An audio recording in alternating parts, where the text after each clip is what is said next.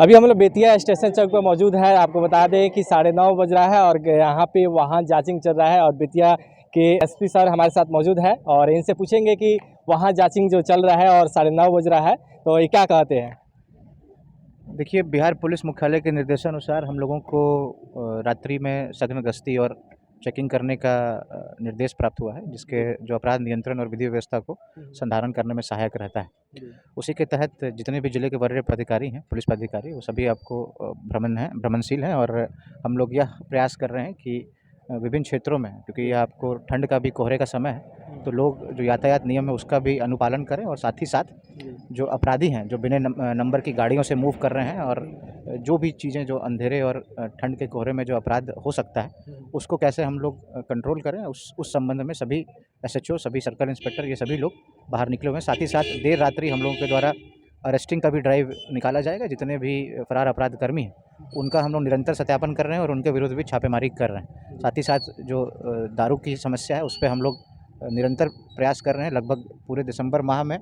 पहले के अनुपात में लगभग 6200 लीटर की बरामदगी विभिन्न जगहों पर 300 कांडों को दर्ज करते हुए जो बेतिया पुलिस उसके द्वारा किया गया और अन्य जितने भी अपराध नियंत्रण और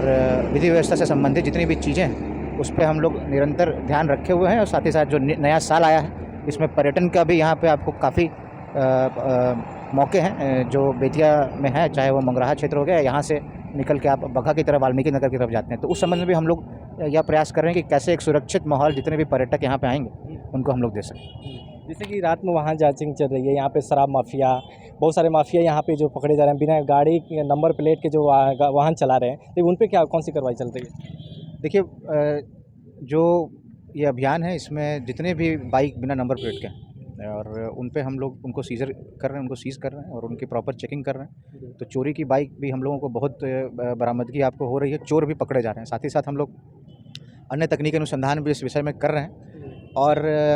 जो शराब की समस्या है, जो यूपी से सटा हुआ हमारा बॉर्डर है या नेपाल से सटा बॉर्डर है, उसमें भी निरंतर थानाध्यक्षों को निर्देश है कि सघन छापेमारी करके एक अभियान के तहत दारू की आपको बरामदगी में वृद्धि करें और जितने भी शराब तस्कर हैं उनके विरुद्ध उचित कार्रवाई करें। साथ ही साथ 107 BNSS की कार्रवाई के तहत जितने भी तस्कर या कोई भी स्मगलर हो, चाहे वो ड्रग्स का धंधा कर रहे हो या अपराध से उन लोगों ने कोई संपत्ति अर्जित की है, उसके विरुद्ध भी हम लोग उचित कार्रवाई कर रहे हैं। जो 107 BNSS के तहत हम लोग को पुलिस मुख्यालय से निर्देश प्राप्त हुआ,